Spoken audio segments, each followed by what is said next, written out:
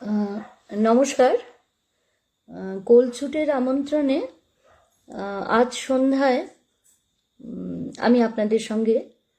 Doctor সংহিতা বন্দ্যোপাধ্যায় আমাকে আজকে যে বিষয়ে কোলছুটের তরফ থেকে বলতে অনুরোধ করা হয়েছে, বিষয়টি আপনারা এতক্ষণে পেয়ে গেছেন। বিষয়টি হলো জনস্বাস্থ্য, অতিমারি এবং মেয়েদের স্বাস্থ্যের বিষয়।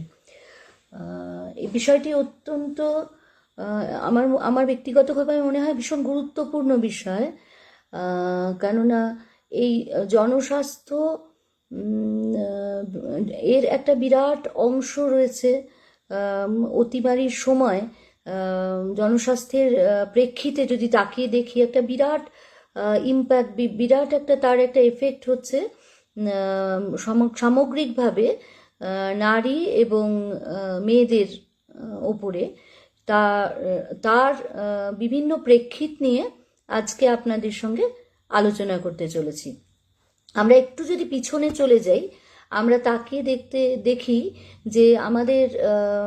প্রায় 100 বছর আগে যে ইনফ্লুয়েঞ্জা এপিডেমিক যখন হয়েছিল, মানে অতিমারি, আমাদের বর্তমান যে অতিমারির মধ্যে আমরা রয়েছি সেটায় ঢোকার আগে আমি সামগ্রিকভাবে অতিমারি বিষয়ের ওপর একটু আলোকপাত করব। আমরা আমাদের নিয়ারেস্ট পাস্ট, মানে খুব কিছুদিন আগে, মানে যার সঙ্গে আজকের অতিমারি বারবার তুলনা করা হচ্ছে, এবং ইনফ্লুয়েঞ্জা ভাইরাসের দরুন যে অতিমারি 100 বছর আগে হয়েছিল, তার দিকে যদি, সেই সময়ের দিকে যদি তাকিয়ে দেখি, সেখান থেকে যদি মানে দেখতে শুরু করি, আমরা জানি যে প্রথম বিশ্বযুদ্ধকালীন এই অতিমারি হয়, এবং তখনকার প্রেক্ষিতে আমাদের জনস্বাস্থ্যের ব্যবস্থাপনা বা আমাদের যে জনস্বাস্থ্য সংক্রান্ত যে পড়াশোনা মানুষের, সেগুলো আজকের তুলনায় অনেকটাই পিছিয়ে ছিল সেই সময়, যার জন্য সেই সময়কার পরিসংখ্যান খুব ভালোভাবে আমরা আজকের পৃথিবীতে পাইও না। তাও যতটা পেয়েছি তার থেকে দেখতে পাই যে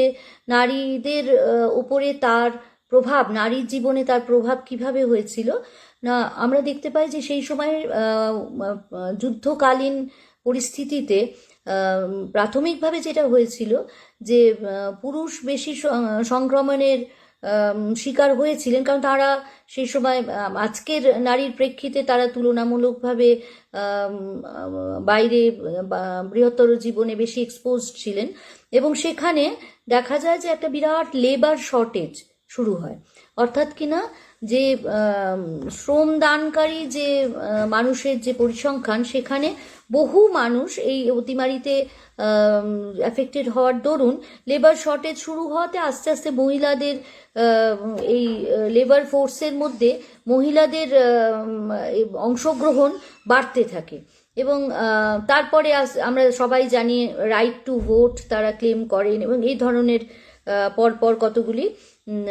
ঘটনা ঘটে, যেগুলো পৃথিবীর তুলনায় এবং সামগ্রিকভাবে নারীর সমাজ জীবনে একটা খুব গুরুত্বপূর্ণ জায়গা রাখে। তো আমরা যদি তাকিয়ে দেখি, তাহলে সেই সময়ের প্রেক্ষিতে তো মেয়েদের বেরিয়ে আসা এবং লেবার ফোর্সে জয়েন করা, এই জায়গা থেকে আমরা দেখতে পাই যে তাদের জীবনযাত্রায় একটা বিরাট পরিবর্তনের সূচনা হয়েছিল কিন্তু এই অতিমারির সময়। পরবর্তীকালে আরও যদি আমরা পরবর্তী সময়ের দিকে তাকাই, যেমন ইবোলা সংক্রান্ত মহামারী যখন দেখা দেয়, তখন সেটা মোটামুটি 2014 থেকে 16 এরম একটা সময় ওয়েস্ট আফ্রিকান কান্ট্রিগুলোতে শুরু হয়, এবং তখন দেখা যায় যে অসুস্থ মানুষের সেবার ক্ষেত্রে, যেটা মানে আর্থিকভাবে পরিগণিত নয় অথচ শ্রমদান, সেই জায়গাটাতে মেয়েদের চিরকালীন তো সমাজে একটা ভূমিকা রয়ে গেছে। তো অসুস্থ মানুষের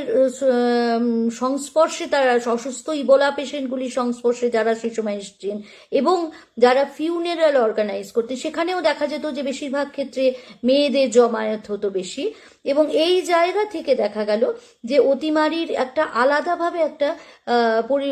প্রভাব পরিলক্ষিত হলো নারীর জীবনের ওপরে, অর্থাৎ কিনা তাদের মধ্যে ইনফেকশন স্প্রেড করতে শুরু করলো, ছড়াতে শুরু করলো সংক্রমণ খুব বেশিভাবে। এবং এর এর ফল আমরা কয়েকটা জায়গায় দেখতে পাচ্ছি যে সেই সময় এর এর এর যে মানে সরাসরি না হলেও ইনডাইরেক্ট কিছু প্রভাব আমরা দেখতে পাই। যেমন তৎকালীন মায়েদের যে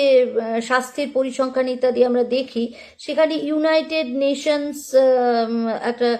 ফান্ড ফর পপুলেশন বলে একটা অর্গানাইজেশন, তারা দেখছেন, তারা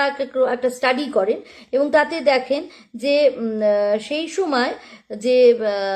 নারীদের মধ্যে যেটা আমাদের তৎকালীন পরিকাঠামোয় যা হেলথ সেট আপ ছিল বা হেলথ কেয়ার সার্ভিস অ্যাভেলেবল ছিল, সেই সার্ভিস নেওয়ার ক্ষেত্রে প্রায় 50% একটা রিডাকশন, অর্থাৎ দেখা যায় যে 50% আগে যে সংখ্যক নারী এই হেলথ কেয়ার সার্ভিস অ্যাভেল করতেন, যে নিতেন, তাদের মধ্যে কিন্তু প্রায় 50% নারী একটা ভীতির দরুন হোক, যে কোনো কারণেই হোক, তারা এই হেলথ কেয়ার সার্ভিস নেওয়া অ্যাভয়েড করা শুরু করেন এবং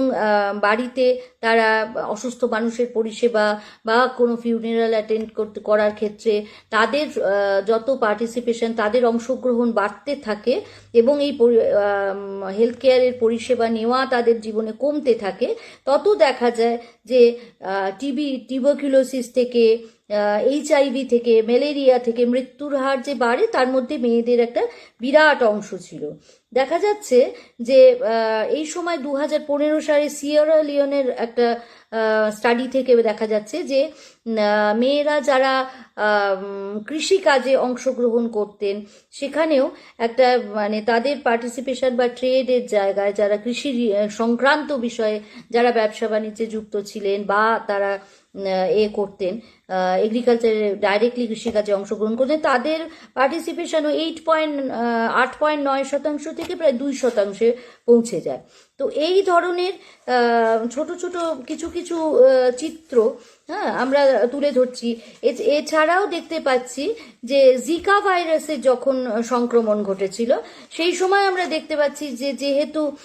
সেই সময় মেয়েদের মধ্যে সংক্রমণের ফলে প্রচুর জন্মগত ভাবে শিশুদের মধ্যে এক ধরনের বিকলাঙ্গতা নিয়ে তারা জন্মাতে থাকে বিভিন্ন রকমের, যাকে একটা বলে যে মানে যা একটা শিশুর মাথার নর্মালি তার যা হওয়া উচিত, সাইজ হওয়া উচিত, তার চেয়ে অনেক ছোট এবং ব্রেন গ্রোথ হয় না, মাইক্রোসেফালি বলা হয়। তো সেই মাইক্রোসেফালি ভীষণ বেশিভাবে এই গর্ভাবস্থায় যে মায়েরা সেই সময় ছিলেন, তারা সংক্রমণের দরুন তাদের মধ্যে এত বেশি সংখ্যায় মাইক্রোসেফালি ফিটাস জন্মাতে থাকে, বাচ্চারা নবজাতক জন্মাতে থাকে, যার ফলে এটাকে প্রায় একটা মানে আলাদা করে মাইক্রোসেফালি এপিডেমিকের মতো করে ট্রিট করার প্রসঙ্গ আসে এবং সেটাকে সেইভাবে জনস্বাস্থ্যের জায়গা থেকে আলাদাভাবে সেটাকে ডকুমেন্ট করা হয়। তো এছাড়াও সেই সময় প্রিটার্ম, অর্থাৎ কিনা যখন জন্মাবার সময় তার হয়নি, তার আগে জন্ম হয়ে যাওয়া শিশুর, বা প্রচুর এবর্শনস হওয়া, এই ধরনের বিভিন্ন ধরনের মায়ের স্বাস্থ্যের উপরে নানান রকম ইম্প্যাক্ট আমরা দেখতে পেয়েছি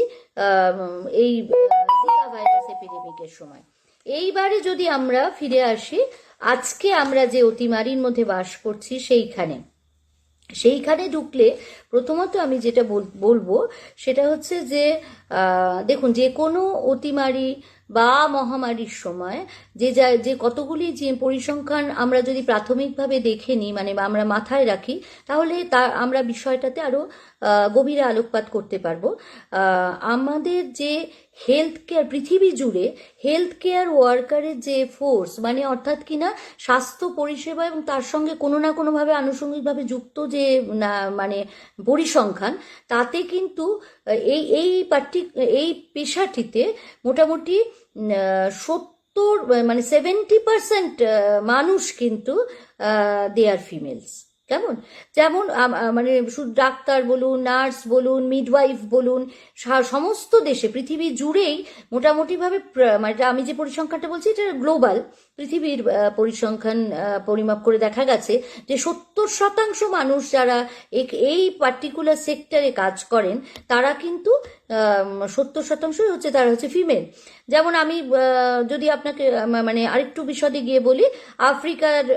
আফ্রিকান কান্ট্রিজে আমরা দেখতে পাচ্ছি এই সংখ্যাটা 65%, আমেরিকান কান্ট্রিজে আরেকটু বেশি 86%, আবার আমাদের ধরুন সাউথ ইস্ট এশিয়া যে যার মধ্যে আমাদের ভারতবর্ষ পড়ে সেখানে 79%। এরকম একটা পরিসংখ্যান কিন্তু ঘুরে ফিরে সারা পৃথিবীর পরিসংখ্যান এত বড় দাঁড়াচ্ছে। তো স্বভাবতই এই এত বড় একটা পরিসংখ্যান যদি নারীরা হন, মেয়েরা হন, তো তাদের উপর তারা তো তাদের স্কোপ অফ এক্সপোজার এই ধরনের অতিমারির ক্ষেত্রে স্বভাবতই বেশি হয়ে যাচ্ছে। আচ্ছা, এরপরে যেটায় আসছি সেটা হচ্ছে যে তার মধ্যে আবার যারা একেবারে সরাসরি মানে ডাক্তার বা চিকিৎসক, সেটার পরিসংখ্যানও একটা বিভিন্ন দেশে ভ্যারি করলেও মোটামুটিভাবে 50%-এর কাছাকাছি রয়েছে বেশিরভাগ দেশেই। এর ফলে কি হচ্ছে যে এদের এক্সপোজার অনেক মানে স্বভাবতই এই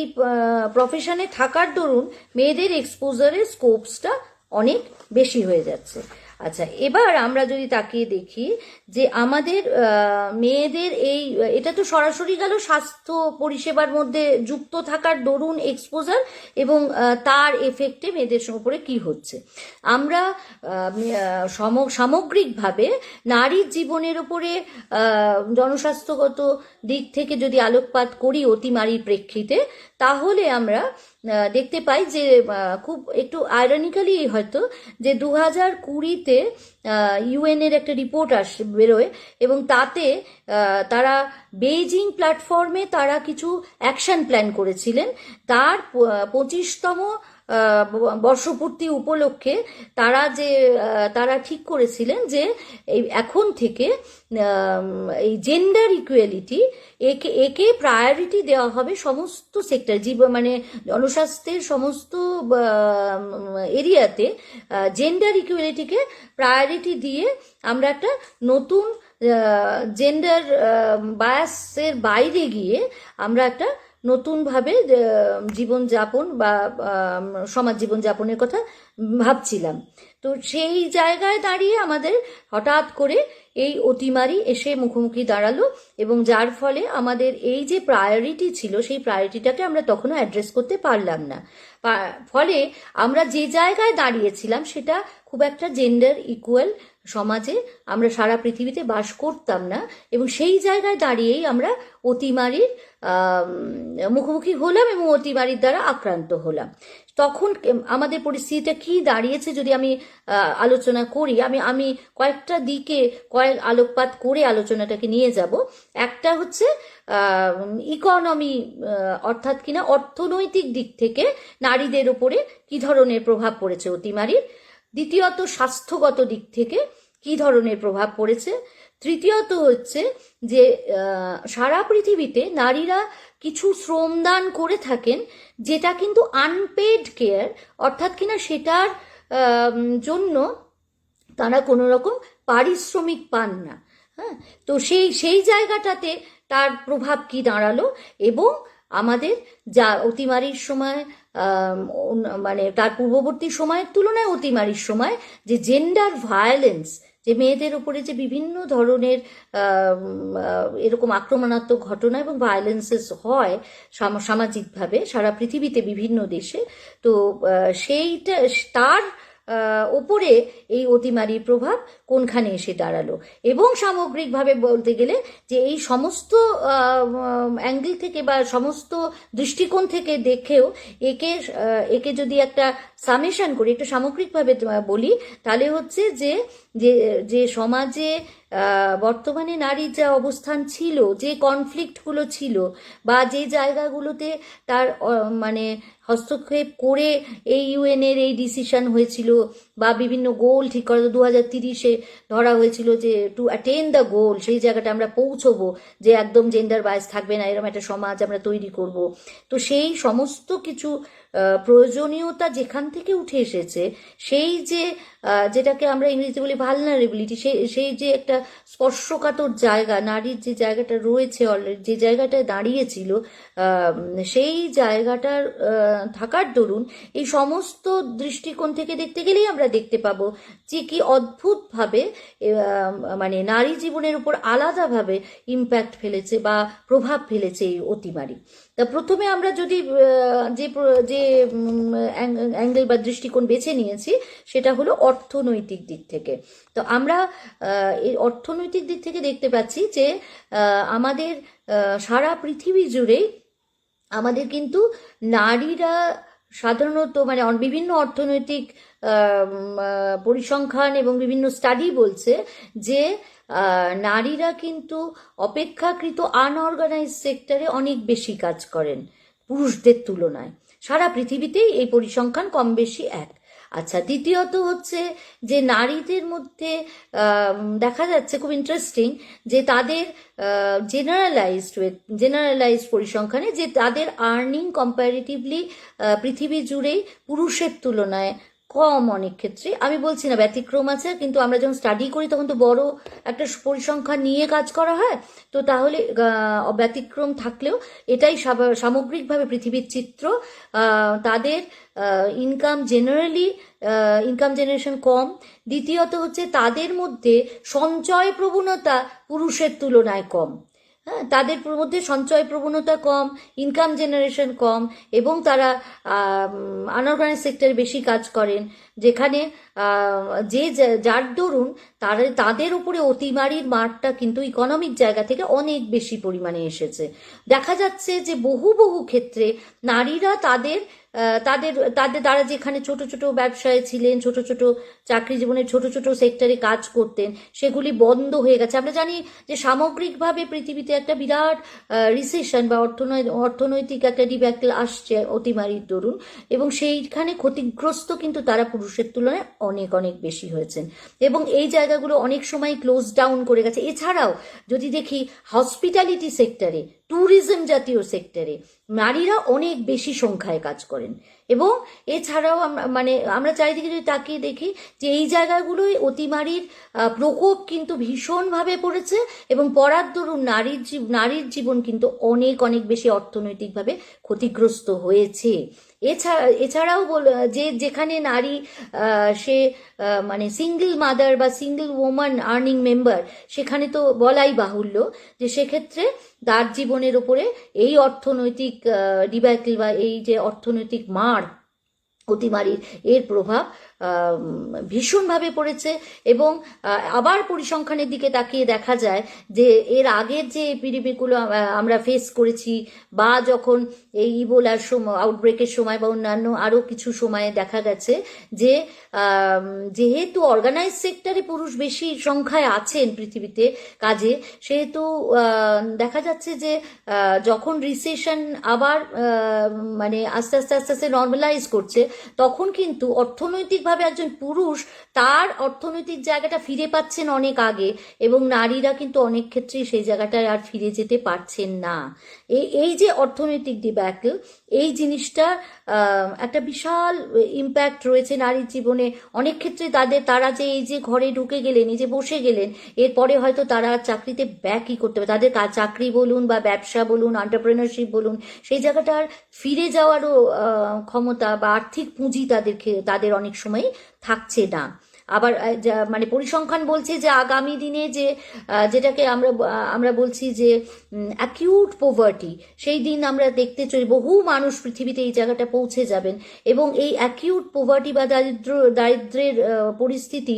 পরিসংখ্যান বলছে যে 100 জন পুরুষের প্রতি 100 জন পুরুষে 125 জন নারী এই পরিস্থিতিতে পৌঁছে যাবেন। মানে সহজেই অনুমেয় যে নারীর উপর এই অর্থনৈতিক ডিব্যাকল বা এই মহামারীর দরুন এই পরিস্থিতির প্রভাব কত ভয়ঙ্করভাবে আসতে চলেছে বা এসে গেছে, আগামী দিনও আমরা সেটা দেখব। দ্বিতীয়ত এই এই জায়গাটা তাহলে যা আসছে তাকে কি আমরা কোনোভাবে চেষ্টা করব না যে তাকে হ্যান্ডেল করার জন্য? বিভিন্ন দেশ বিভিন্ন রকম পরিকল্পনা কিন্তু নিচ্ছেন। তার ইউএনের যে রিপোর্ট আমি কোট করছিলাম, সেই রিপোর্ট অনুযায়ী ইউএন যে সাজেশনস দিচ্ছেন, তারা বলছেন যে প্রত্যেকটা অতিমারি সংক্রান্ত যে কটা যা কিছু প্ল্যানিং এর বডি বা যা কিছু গোষ্ঠী তৈরি করা হবে, সেখানে নারীর পার্টিসিপেশন বাড়ানো হোক, ডিসিশন মেকিং এর ক্ষেত্রে তার ভয়েসটা প্রায়োরিটি পাক। নইলে এই যে নারী মানে আলাদাভাবে নারীর পরিসংখ্যানগতভাবে যে যে দৃশ্যগুলো আমাদের সামনে উঠে আসছে, অর্থনৈতিক ডিব্যাকলের যে চিত্রটা উঠে আসছে, সেটা কিন্তু আমাদের এক্সিস্টিং সমাজের জেন্ডার বায়াসের দরুন হয়তো সেই প্রায়োরিটি পাবে না, যদি তাদের ভয়েস এই কমিটিগুলোতে যথেষ্ট পরিমাণে না থাকে। এই যে পেড আনপেড কেয়ার ইকোনমির যে জায়গাটা, যেখানটাতে আমরা আগেই বলছিলাম যে আনপেড কেয়ারের জায়গায় নারী অনেক অনেক অনেক বেশি শ্রম দান করে থাকেন, এবং সেই শ্রমটা কিন্তু কোনোভাবেই মানে আর্থিকভাবে পেড নয়। তো এই সময়টাতে যে পরিস্থিতিটা দাঁড়াচ্ছে, যে নারী ঘরে ঢুকে যাচ্ছেন যাদের ছোটোখাটো ব্যবসা করে খেতেন, কি কোনোভাবে তারা কোনো যে সেক্টরগুলোর কথা আমি বললাম সেসব সেক্টরে চাকরি করতেন, কাজ করতেন, যেগুলো দীর্ঘ সময় বন্ধ হয়ে যাচ্ছে, সেই জায়গাগুলো থেকে তাদের অনেক সময় ম্যান পাওয়ার কাটল করা হচ্ছে, চাকরি চলে যাচ্ছে, বা অসুস্থ হয়ে পড়লে বহু এরকম ছোট ছোট পুঁজির যেখানে যে পুঁজির উপর যে সেক্টরগুলো দাঁড়িয়ে আছে, তারা অনেক সময় পেড লিভ দেন না, বা না সেই কনসিডারেশন এরা পান না। তো সেই জায়গা থেকে দাঁড়িয়ে দেখা যাচ্ছে যে এই কেয়ার ইকোনমি সেক্টরটা, এই জায়গাটাতে কিন্তু নারীর কন্ট্রিবিউশন বা নারীর যে অংশগ্রহণ, সেটাকে আমাদেরকে সেই জায়গাটা নিয়ে এবার ভাবনা চিন্তা করতে হবে। একটা জিনিস তাকিয়ে দেখুন যে এই জায়গাটা কতটা ইম্পর্ট্যান্ট, যে এখন যে মানে বর্তমান পরিস্থিতিতে বা এই করোনা রোগী বা অন্যান্য যারা অসুস্থ, যাদের কোমরবিডিটি আছে, বা বয়স্ক মানুষজন, সব ক্ষেত্রেই তো আমরা পৃথিবী জুড়েই কিন্তু দেখি যে একটা আনসেড মানে না মুখে না বললেও বাড়ির মেয়েরা, মহিলারাই কিন্তু, তারা বাইরে কাজের জায়গা চাকরি বাকরি করলেও তারাই কিন্তু এদের কেয়ার গিভার হয়ে থাকেন। তারাই কিন্তু নর্মালি মেজর ব্রান্ড এদের দেখাশোনা করা, পরিষেবা দেওয়া, যত্ন করা বাড়িতে বা এই সেক্টরে মানে হোমে, বাড়িতে এই কেয়ারটা তারা দিয়ে থাকেন। এখন বর্তমানে কি হচ্ছে, যেহেতু মানে বাইরে এই যে হোম আইসোলেশন বা লকডাউন ইত্যাদির কারণে বাড়িতে কিন্তু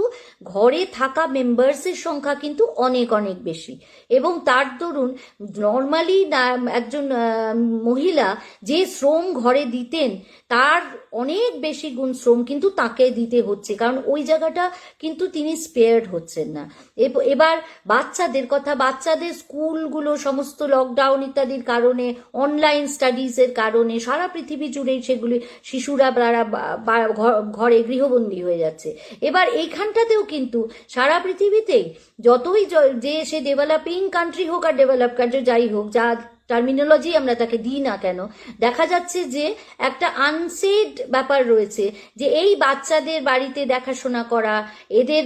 এদের যত্ন করা, এগুলোর ক্ষেত্রেও কিন্তু নারীকেই অগ্রগণ্যভাবে চিহ্নিত করা হচ্ছে, যেটা নারীর দায়িত্ব বলে এটা রয়েছে আমাদের সমাজে। হ্যাঁ, তো সেই জায়গাটা থেকে দাঁড়িয়ে তার উপরে ওয়ার্কলোড যেটা, অর্থাৎ কিনা কেয়ার গিভিং সেক্টর যেটা আনপেড সেক্টরে তার যে শ্রমদানের জায়গাটা ছিল, সেই জায়গাটাতে মানে আমরা এটা বিভিন্ন ইউএনএ স্টাডি বলছে যে একজন নারী সাধারণভাবে 4 ঘন্টার ওপর শ্রম তিনি মিনিমাম ঘরে মানে তার বাড়িতে দান করেন, যেখানে একজন পুরুষ ওই 1.7 to 2 hours ম্যাক্সিমাম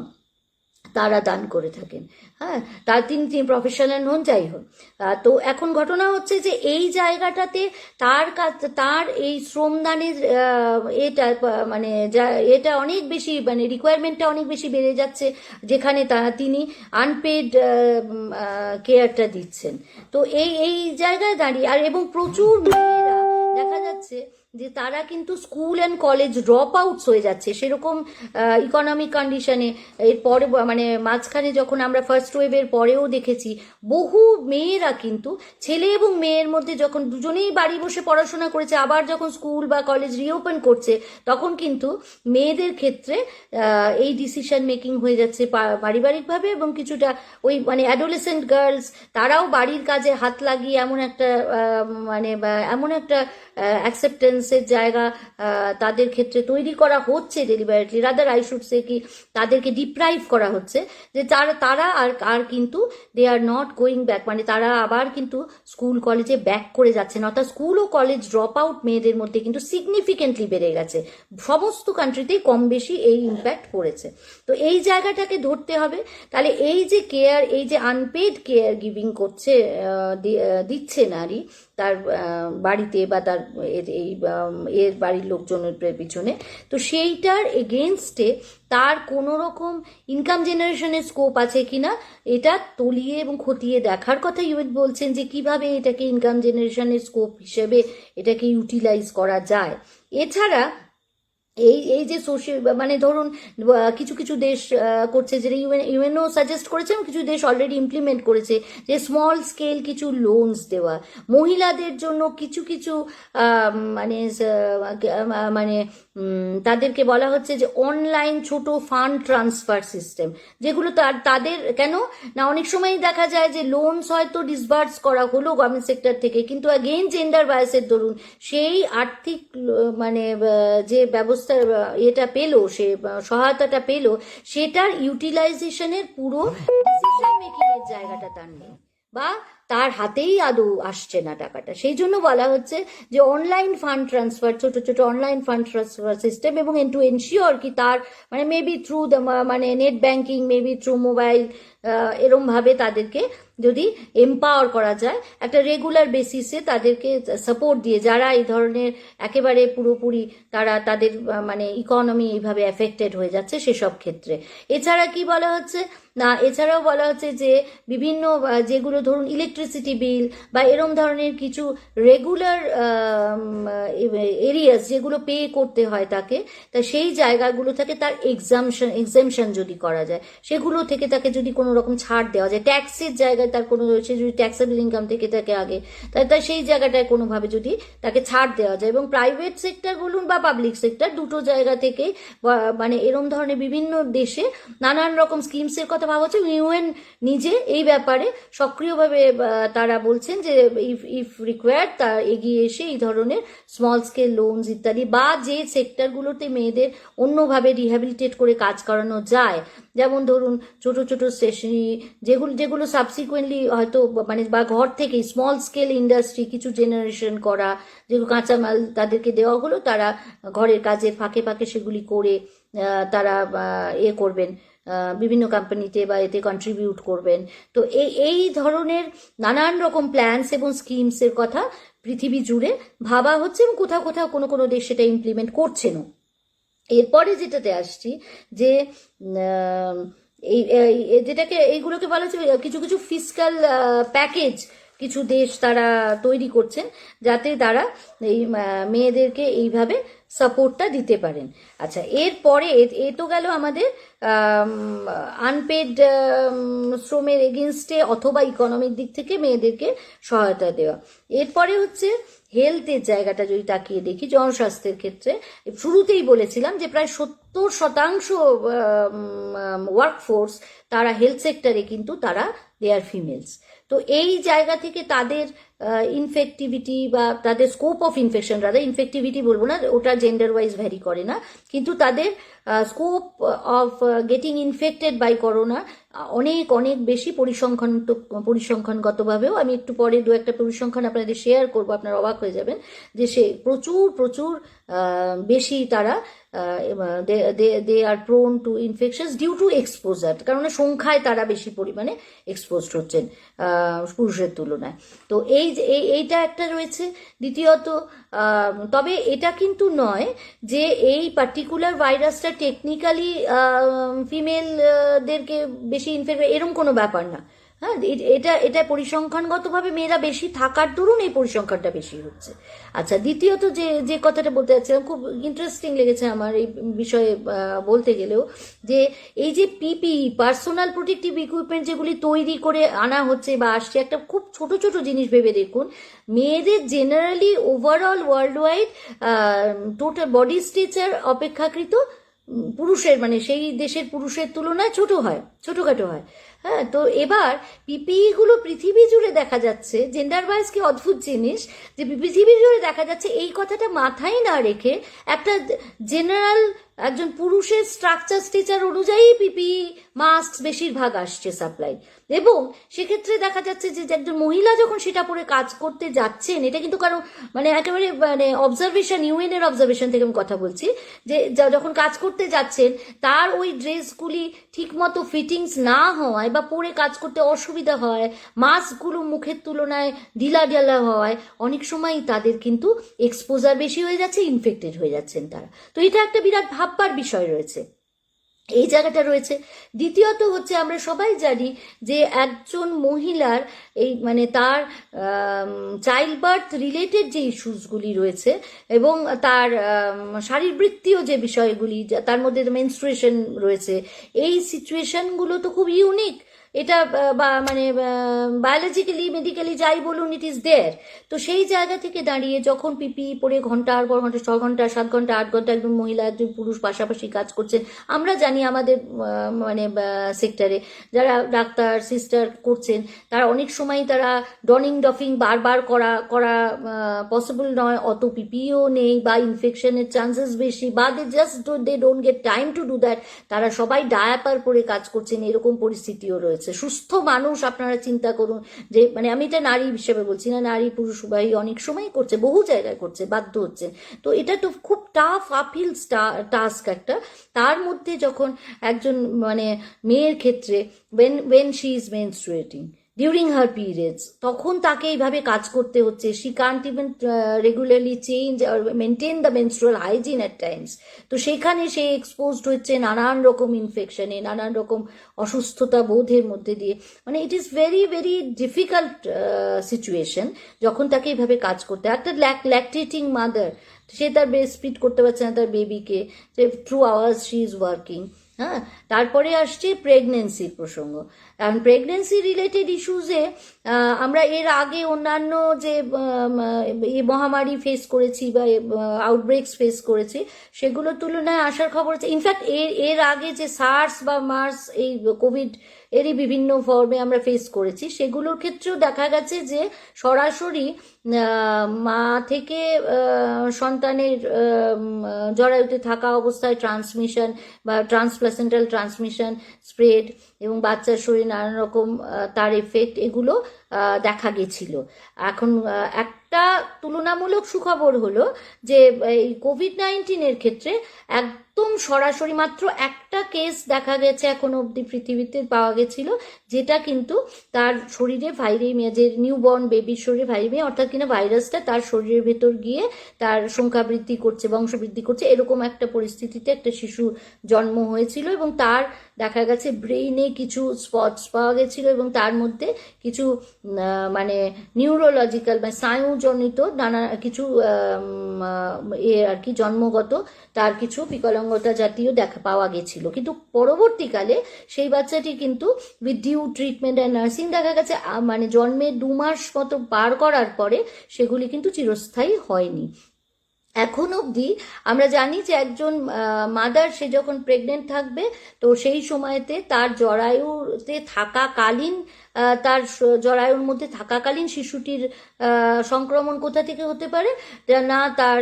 রক্তের মাধ্যমে হতে পারে মায়ের শরীরে, আর দ্বিতীয়ত হচ্ছে তার সেই যে অ্যামনিওটিক ফ্লুইড, যে জলটার তার ভেতরে মানে যার মধ্যে থাকে বাচ্চাটা স্যাকের ভেতরে, তো তার মাধ্যমেও হতে পারে। আর হলে থিওরিটিক্যালি আমরা দেখতে পাচ্ছি যে অনেক সময় এই বাচ্চার মধ্যে যদি সংক্রমণ হয়, তার তার যে নিউমোসাইটস, তার যে ফুসফুস তৈরির সময় তার যে ভিতরে যে সেলগুলি, সেগুলোর মধ্যে যদি এই ভাইরাস গিয়ে এই তারা গিয়ে মানে রেপ্লিকেট করে, অর্থাৎ সেখানে ভাইরাস গিয়ে তার রিসেপ্টারে অ্যাটাচ করে তার ভেতরে পৌঁছে যায়, এবং তার সেক্ষেত্রে কিন্তু তার লাংস তৈরির ক্ষেত্রে সে একেবারেই সেটাকে নেক্রোসিস হয়ে যেতে পারে, এরকম ধরনের স্ট্রাকচারাল ডিফর্মিটি হয়ে যেতে পারে, এটা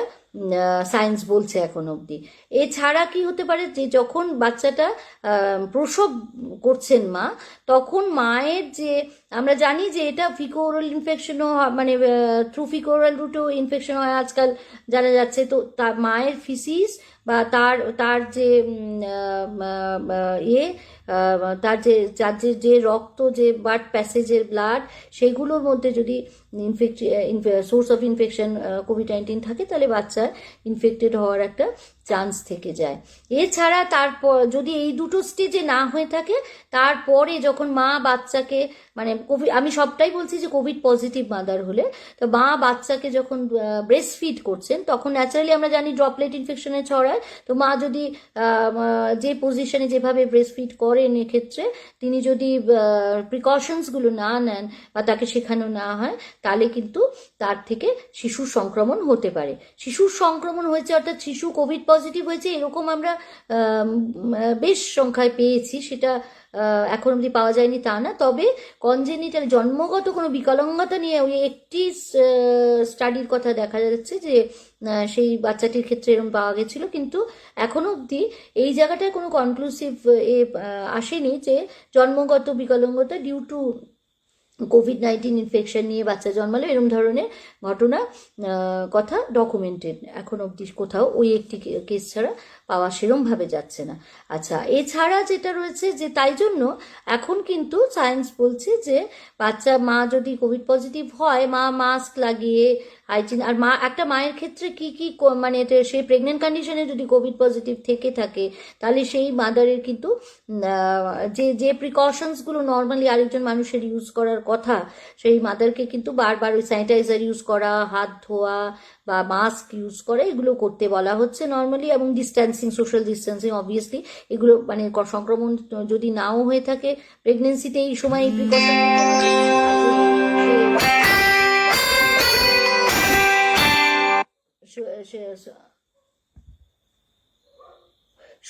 যদি সে হয়ে থাকে, মানে মাদার পজিটিভ হয়ে থাকে, তাহলে সে যথাযোগ্যভাবে সে মাস্ক ব্যবহার করে সে কিন্তু বাচ্চাকে ব্রেস্ট ফিড করতে পারে। এই ব্যাপারে কোনো ব্রেস্ট ফিডিং এর ব্যাপারে কিন্তু কোনো কন্ট্রা ইন্ডিকেশন নেই যে মাদার করোনা পজিটিভ হয়েছেন বলে তিনি ব্রেস্ট ফিড করতে পারবেন না, এরকম ব্যাপার এখন অবধি বিজ্ঞানীরা বা ডাক্তাররা আমরা কেউই বলতে পারছি না পৃথিবী জুড়ে। তো এছাড়া যখন একজন কোভিড পজিটিভ মাদার, তিনি যখন when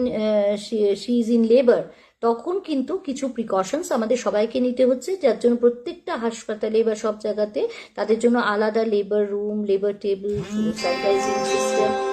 এই সমস্ত কিছুর ব্যবস্থা রেখে আমাদেরকে কিন্তু তার ডেলিভারির জন্য যথাযোগ্যভাবে পিপি পরে এবং মাস্ক, ফেস শিল্ড ইত্যাদি ব্যবহার করেন। অনেক সময় হচ্ছে নর্মাল ডেলিভারি করার সময় ওই যে মানে তার যে during the birth of the baby তার যে অ্যামনিওটিক ফ্লুইড ইত্যাদি চোখে মুখে ছিটিয়ে আসে, তো সেই সিচুয়েশনের জন্য কেয়ারফুল থেকে তার ফেস শিল্ড, মাস্ক ইত্যাদি এবং গ্লাভস ইত্যাদি সমস্ত কিছু যা প্রিকশনারি মেজার, সেগুলো নিয়ে তাদের ডেলিভারি করা হচ্ছে, এবং ইভেন যেখানে সিজারিয়ান সেকশন দরকার তাও করা হচ্ছে, এবং তারপরে সেই মাকে আলাদাভাবে রেখে, তার মা এবং বেবিকে আলাদাভাবে রেখে, তাদেরকে অন্যান্য মাদার্স থেকে আলাদা রেখে এবং তাদেরকে ডিস্টেন্সিং যতটা সম্ভব তার সঙ্গে মেনটেন করে তার ডিউ ট্রিটমেন্ট দেওয়া ইত্যাদি ডাক্তাররা সর্বত্র করছেন। এবং এই জায়গাটাতে কোনো মানে এই পরিকল্পনা নিয়ে এই জায়গাটাকে হ্যান্ডেল আমাদের করতেই হচ্ছে, পৃথিবী জুড়ে সবাই করছেন, এছাড়া কোনো উপায় নেই। কেননা birth is such a process, সেখানটাতে তো আমরা ডিসক্রিমিনেট করতে পারি না, এবং মা when she needs that help we have to give it. তো এই যে জায়গাটা রয়েছে, এরপরে যে যে জিনিসটা আরেকটা দিক থেকে এটা এই সময় মারা কিন্তু এফেক্টেড হচ্ছেন, সেটা কিভাবে? সেটা হচ্ছে যে ট্রান্সপোর্টেশনের ক্ষেত্রে একজন মা, তার হঠাৎ লেবার পেন হলো, তিনি বাড়িতে রয়েছেন বা তিনি ভর্তি হবেন, এই যে তাকে নিয়ে যাওয়া বা ট্রান্সপোর্ট করা, তার যাতায়াতের ক্ষেত্রে এই লকডাউন বলুন বা আদারওয়াইজ গাড়ি ঘোড়ার আগে থেকে প্ল্যান না থাকলে তার অসুবিধা, তার কমিউট করার অসুবিধা, এই যে জায়গাগুলো রয়েছে, এই জায়গাগুলো নিয়ে সম্পর্কে কিন্তু যথেষ্ট মানে প্রবলেম হচ্ছে বিভিন্ন, বিশেষ করে ইন্টিরিয়ার গ্রামগঞ্জ থেকে, যেখানে যে প্রকল্পগুলো সরকারিভাবে রয়েছে, যেখানে নিশ্চয়যান প্রকল্প, মাতৃযান প্রকল্প জাতীয়, যেগুলোতে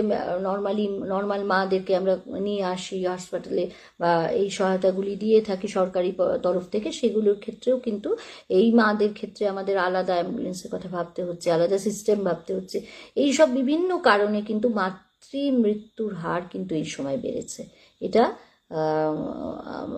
এই কারণে নয় যে করোনাজনিত কমপ্লিকেশন থেকে মাতৃমৃত্যু হয়ে, তা নয় যদিও, কিন্তু আমি বলবো আনুষঙ্গিক কারণগুলির দরুন কিন্তু মাতৃমৃত্যুর হার এই সময় বেড়েছে। আরেকটা জিনিস বেড়েছে কি বলুন তো, সেটা হচ্ছে আমাদের বার্থ রেট। কেন না, এই যে ঘরের মধ্যে আটকে থাকা মানুষ, এই যে জবলেস হয়ে যাওয়া মানুষ, এই মানুষগুলি মানে যখন এটা এটা এটা খুব একটা মানে রূঢ় সত্য আমি বলবো জীবনে, যে সেক্টরে যখন মানুষের বেসিক প্রাইম নিডগুলো এফেক্টেড হয়ে যায়, যখন অ্যাকিউট পোভার্টি, খেতে পাচ্ছে না, বিনোদন তো দূরস্থান, তার চাকরির অনিশ্চয়তা, তার ঘরের মধ্যে আটকে থেকে যাওয়া 24 ঘন্টা যে মানুষগুলি কাজে যুক্ত থাকতেন, তার একটা ভেন্ট আউট করার জায়গা হয়ে যায় তখন সেক্স। এবং সেই জায়গা থেকে দাঁড়িয়ে কিন্তু এই বাড়িতে আটকে থাকা এবং এই এই এই পরিস্থিতিটাতে, এই করোনা অতিমারির সময়ে আমরা দেখতে পাচ্ছি যে একটা বিশাল সময়। এবং আরেকটা কারণ হচ্ছে যে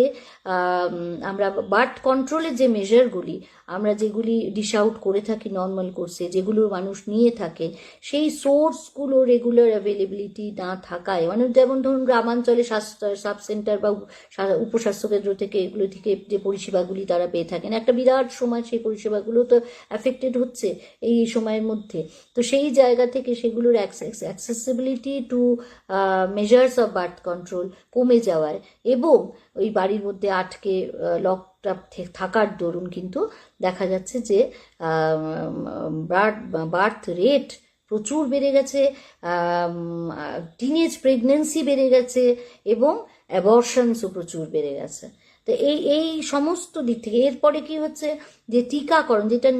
নবজাত শিশুর টিকাকরণের যে সিস্টেম, সেটাও আবার যেখানে আমরা যারা আর্থিকভাবে সম্পন্ন তারা তো একভাবে নিয়ে থাকেন, গ্রামাঞ্চলে বা যারা ইন্টিরিয়ারে বাস করেন তাদের যে উপস্বাস্থ্য কেন্দ্রগুলি থেকে যে এই পরিষেবাটা রেগুলারলি দেওয়া হতো, মাঝখানে দীর্ঘ সময় আমরা সেই পরিষেবাগুলি দিতে পারিনি। দিতে না পারার দরুন কি হয়েছে, বহু বাচ্চার সেই নির্দিষ্ট সময়ের টিকাকরণ কিন্তু ব্যাহত হয়েছে। টিকাকরণ ব্যাহত হওয়া মানে সেই বাচ্চা কিন্তু সেই রোগের জন্য এক্সপোজড হয়ে গেল। তো এই জায়গা থেকে এখন WHO চিন্তা করছেন যে এমন হতে পারে যে আগামী দিনে মিজলস বা হাম জাতীয়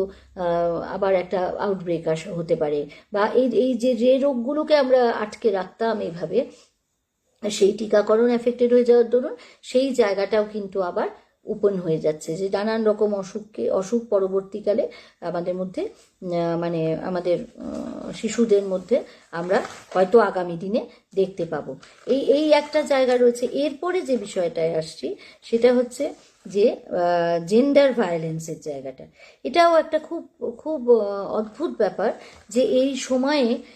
এই আবার এর জন্যও রয়েছে যে এই যে মানসিক হতাশা, চাকরি বাকরি কাজের জায়গায় সোর্স অফ ইনকাম বন্ধ হয়ে যাওয়া, ফ্যামিলি ফিউডস বেড়ে যাচ্ছে, মারধর বেড়ে যাচ্ছে। এটা পৃথিবী জুড়ে, এটাও পৃথিবী জুড়ে দেখা যাচ্ছে, বহু দেশে ভীষণ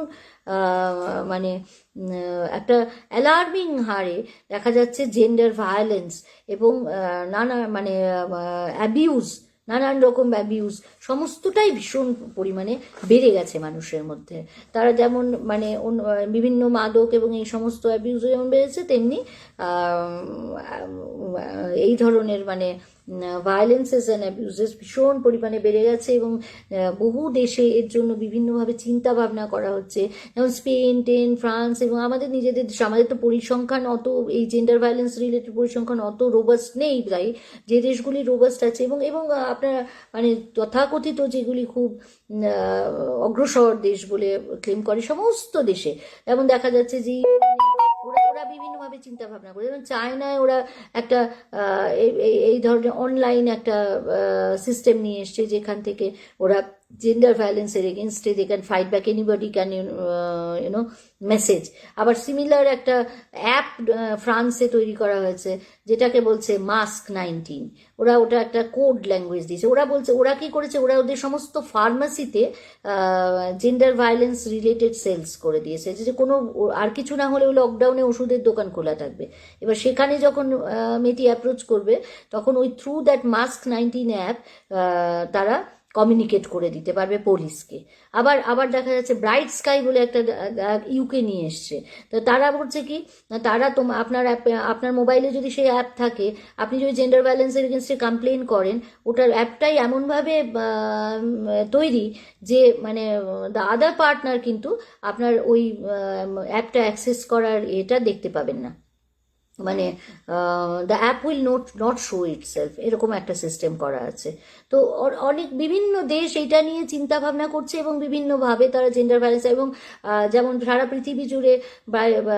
বলা হচ্ছে বিভিন্ন দেশে প্রায় 20,000 হোটেলস সেগুলোকে ওপেন আপ করে দেওয়া হয়েছে যে জেন্ডার ভায়োলেন্সের শেল্টারগুলি। কেননা বিদেশে বিশেষ করে, আমাদের দেশে তো আনফর্চুনেটলি এমনি সাধারণ অবস্থাতেই এরকমভাবে এত অর্গানাইজড কিছু আছে বলে আমার জানা নেই, খুব কমই আছে। এবং জেন্ডার ভায়োলেন্সের এগেনস্টে যে মেয়েরা মানে বাড়ি থেকে বেরিয়ে গিয়ে তারা অন্তত শেল্টার বা নাইট শেল্টার পাবেন, এরকমভাবে এই হোটেলগুলিকে মডিউলেট করে তৈরি করা হয়, মানে খুলে দেওয়া হয়েছে গভর্নমেন্টের তরফ থেকে, যে সেখানে গিয়ে তারা অন্তত রাতের আশ্রয়টুকু পাবেন। যদি রাত বিরেতে তাকে মেরে ধরে বার করে দিল বা তার সে আদারওয়াইজ অ্যাবিউজড হলো, সে সেখানে গিয়ে অন্তত নিরাপত্তা পাবে সে। তো এই জেন্ডার ভায়োলেন্স মানে এটা খুব আয়রনিক যে যেখানে মেয়েরা ম্যাক্সিমাম শ্রম দিচ্ছে ঘরে, এই সময় আরও বেশি করে তাদের উপর চাপ পড়ছে, সেখানে কিন্তু আবার জেন্ডার ভায়োলেন্সের শিকার হয়ে যাচ্ছে, রেপ বেড়ে গেছে, মোলেস্টেশন বেড়ে গেছে। মানুষের যে প্রবৃত্তিগুলি আদারওয়াইজ নর্মাল লাইফস্টাইলে বিভিন্নভাবে ভেন্টেড আউট হয়, সেইগুলি না হতে পারার দরুন কিন্তু মানুষের মধ্যে এই ধরনের এগুলো ভীষণ বেড়ে গেছে, ইনসিডেন্সেস বেড়ে গেছে পৃথিবী জুড়ে। তো এই বেড়ে যাওয়াটাও অটোমেটিক্যালি তো সিভিলাইজেশন এবং নারীর জীবনকে এফেক্টও করছেই। তো এগুলোকে হ্যান্ডেল করার জন্য আমাদের যেটা নিয়ে আসতে হবে, যে এমনি জেনারেলি হেলথ সিকিং বিহেভিয়ার তো এফেক্ট করেইছে। দেখা যাচ্ছে বহু মহিলারা এই এই এই আগামী দিনে যে আমরা একটু আগে বলছিলাম যে ফুড ক্রাইসিস একটা আসতে চলেছে, এবং পৃথিবীতে বলা হচ্ছে যে এরপরেই একটা অ্যাকিউট ফুড ক্রাইসিস, এবং ফুড ক্রাইসিস এলে কিন্তু again brunt is much more on women. কেন না, দেখা যাচ্ছে যে আমাদের সারা পৃথিবীতেই কম বেশি যে ঘরে ওই ফুড রিলেটেড বা কুকিং রিলেটেড ইস্যুসগুলো তো মেয়েরাই বেশি হ্যান্ডেল করেন, এবং বেশিরভাগ ক্ষেত্রে তারা কিন্তু সংসারে সবার মুখে খাবার দিয়ে ওই স্যাক্রিফাইসটুকু করে থাকেন, যে তার লাস্টে যেটুকু শেষে যেটুকু রইল হয়তো তিনি সেটা নিজে নিলেন। তো যখন একটা ওভারঅল ফুড ক্রাইসিস আসবে তখন automatically women will B the maximum সাফারার্স। তাদের ক্ষেত্রে তো তারা তো তখন ওই স্যাক্রিফাইসের জায়গা থেকে বলুন আর যাই বলুন, মানে catering food for everyone in the house, যখন তারা সবাইকে খেতে দেবেন এবং সবশেষে নিজের জন্য রাখবেন, তখন স্বভাবতই দেখা যাচ্ছে যে এখানে women will be much more affected than men. আর এছাড়া এগুলোকে হ্যান্ডেল করার জন্য আমাদের যে নর্মালি যে এই যে অ্যাবর্শন রিলেটেড ইস্যুস হ্যান্ডেল করা, টিনেজ প্রেগনেন্সি হ্যান্ডেল করা, আদারওয়াইজও যে রিপ্রোডাক্টিভ রাইটের জায়গা বা ইকোনমিক রাইটের জায়গা, যেগুলো নিয়ে কাজ করার আছে, যেগুলো আমি কথার শুরুতে বলেছিলাম যে এই ধরনের একটা প্ল্যান আপ করা হয়েছে যে জেন্ডার ইকুয়ালিটির জায়গায় আমরা পৌঁছবো। তো এই সমস্ত জায়গাগুলোই তো সেখানে এসে যাচ্ছে, যে সেই সমস্ত এরিয়া থেকেই ধাক্কাটা লাগছে ইন দিস সিচুয়েশন। তো এই পরিস্থিতিতে দাঁড়িয়ে তাহলে আমরা মানে খুব স্বভাবতই আমরা দেখতে পাচ্ছি যে দ্য সেক্টর এছাড়াও আরেকটা এরিয়া আমি বাদ দেব না, সেটা হচ্ছে যে যেটা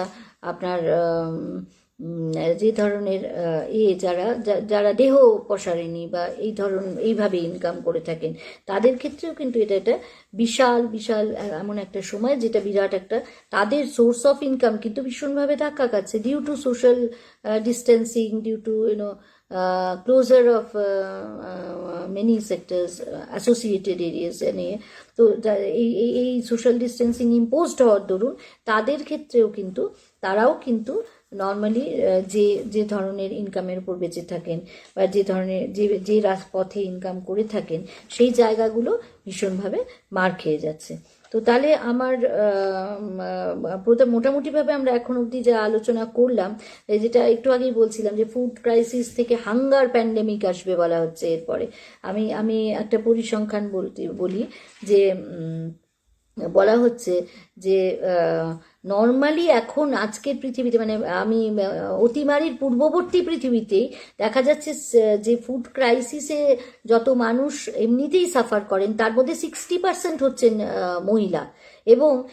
ডিসপ্লেসড পপুলেশন, এক জায়গা থেকে আরেক জায়গায় ডিসপ্লেসড হয়ে গেছেন তারা চাকরির কাজের জন্য, পেটের দায়ে ইত্যাদি বিভিন্ন কারণে, সেটাও কিন্তু সারা পৃথিবী জুড়ে 76% অফ ডিসপ্লেসড পপুলেশন, সেটা কিন্তু এখন মানে অতিমারির পূর্ববর্তী সময়ে সেটাও কিন্তু নারী। এবং সেই জায়গা থেকে তাকে যদি আমরা তাহলে যদি চিন্তা করি যে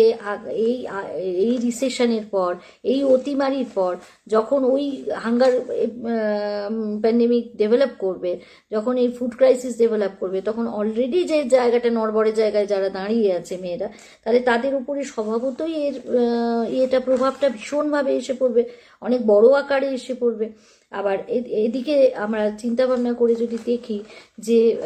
এই যে জেন্ডার ভায়োলেন্সের জায়গাটাও নিয়েও যেভাবে আমরা জানি যে সোশ্যালি এই জায়গাটা নিয়ে প্রচুর এটা পুরো আমাদের দেশের পরিপ্রেক্ষিতে কিন্তু তাকে দেখলে এটা বিরাট একটা সেক্টর, যেটাকে কিন্তু যেভাবে অ্যাড্রেস করা উচিত এখন অবধি আমরা করে উঠতে পারিনি, সে যে কোনো কারণেই হোক না কেন আমরা করে উঠতে পারিনি। এটা একটা নেগলেক্টেড সেক্টর, এবং সেখানে অন্যান্য দেশে যেমন আমরা বললাম যে হ্যাঁ অ্যাপ আছে, কেউ ফার্মাসিতে গিয়ে অ্যাপ্রোচ করছে, কেউ কোথায় যাচ্ছে, কোনো নাইট শেল্টার্স আছে। আমার দেশে আমরা যা প্রত্যেকেই জানি যে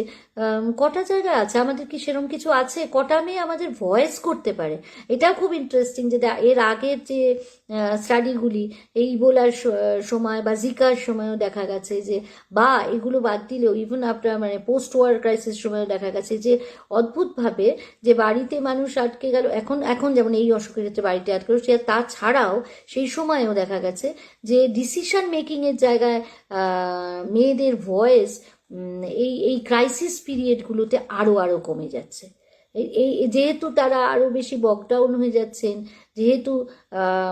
পুরুষের ভেন্টিং আউটের জায়গাটা তাদের উপরে আরও বেশি পরিমাণে হয়ে যাচ্ছে, তাদের সমস্ত হতাশা, তাদের এই সিচুয়েশনে তাদের উপরে যে প্রেশার, তারাও তো প্রেশারাইজ তাদের মানে সোশ্যাল সিচুয়েশনের দরুন, একটা সংসারে তার যা রোল বা একটা কাজের জায়গায় তার যা রোল, সেগুলো এফেক্টেড হওয়ার দরুন মানে এটা কেন হচ্ছে, এটা আমার ব্যক্তিগতভাবে খুব অদ্ভুত আমি চিন্তা করছি। আমার মনে হয় যে অন্তত আমাদের দেশে তো বটে, এবং অনেক দেশেই মেয়েরা বোধহয় তাদের জব চলে যাওয়াটাকে এখনও সেকেন্ডারি হিসাবে অ্যাকসেপ্ট করে নিতে অভ্যস্ত হয়ে গেছে। কি তারা কিন্তু তাদেরও তো ফ্রাস্ট্রেশন হওয়ার কথা, তাদেরও তো, তারা যে ঘরে আটকে যাচ্ছে, তাদের এই যে শ্রমদান যার আনপেড সেক্টরে, এইগুলোতে তারা এমনভাবে বহু বহু বছর ধরে তারা এগুলোর মধ্যে ডুবে গেছেন, তারা এর মধ্যে রয়ে গেছেন, তারা কিন্তু এই তাদের ভেন্টিং আউটের জন্য তাদেরও একই রকম ফ্রাস্ট্রেশন বা একই রকম হওয়ার কথা, মানে অ্যাংজাইটিস হওয়ার কথা। অন দ্য কন্ট্রারি দেখা যাচ্ছে যে এই সমস্ত যে ইস্যুসগুলো আমি আলোচনা করলাম, সেইগুলোর ইম্প্যাক্টে মেন্টাল হেলথের স্টাডিজ বলছে যে মেয়েদের মধ্যে ডিপ্রেশন, মেয়েদের মধ্যে অ্যাংজাইটি, মেয়েদের মধ্যে পোস্ট ট্রমাটিক ডিসঅর্ডার বিশাল হারে বেড়ে গেছে। প্রেগনেন্ট কন্ডিশনে বা এই সময় তো হচ্ছেই, প্রেগনেন্ট উইমেনের মধ্যে হচ্ছে, এমনি জেনারেলিও অ্যাডোলেসেন্ট এজ গ্রুপে বা মেয়েদের মধ্যে কিন্তু পরিসংখ্যানগতভাবে অনেক বেশি হয়ে গেছে। মানে they have become probably more of shock absorbers. Apart from women who are working in health sectors ও হোয়াট এভার, যারা বেরোচ্ছেন কাজে আছেন সেটা তারা তো রয়েছেন, এবার যে বিশাল চাঙ্ক অফ উইমেন যারা ঘরে আটকে গেলেন, যাদের ইকোনমি ডিভাস্টেটেড হয়ে গেল, যারা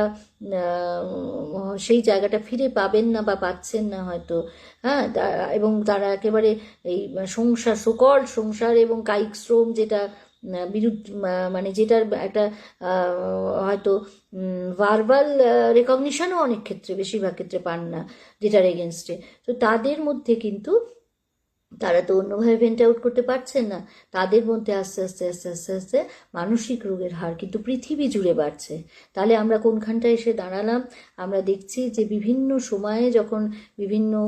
মহামারী বা অতিমারি এই ব্যাপারগুলো এসেছে মানুষের জীবনে, তখন কিন্তু এর যে প্রভাব সেটা প্রত্যেকবারই এসে বিভিন্নভাবে, কখনো মেয়েরা স্বাস্থ্য পরিষেবায় থেকে বঞ্চিত হয়ে যাচ্ছেন, তারা বেরোতে পারছেন না, তারা ঘরে শ্রম মানে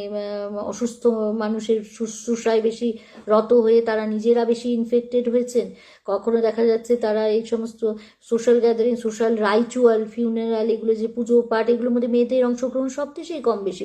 দেখা যাচ্ছে, অনেক বেশি। কারণ আমি এটা এর ইবোলা সংক্রান্ত বিষয় বললাম, বা জিকা সংক্রান্ত বিষয় যখন বলছি, ইবোলা সংক্রান্ত বিষয়ে বলতে গিয়ে আমি তো সেই দেশটা তো আমার দেশ নয়, কিন্তু সেখানেও কিন্তু একই চিত্র দেখা গেছে, তো মেয়েরা বেশি এফেক্টেড হয়ে গেছেন। আবার অনেক সময় দেখা গেছে যে মা হিসেবে মানে তারা শিশুর জন্মদানের ক্ষেত্রে শিশুর বিকলাঙ্গতা ইত্যাদি বা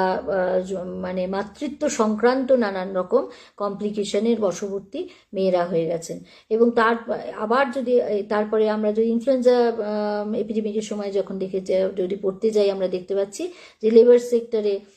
যখন একটা শর্টেজ, ম্যান পাওয়ার শর্টেজ দেখা যাচ্ছে, মেয়েরা তখন নেমেছেন এবং মেয়েরা এক্সপোজড হয়েছেন, তাদের মধ্যেও প্রচুর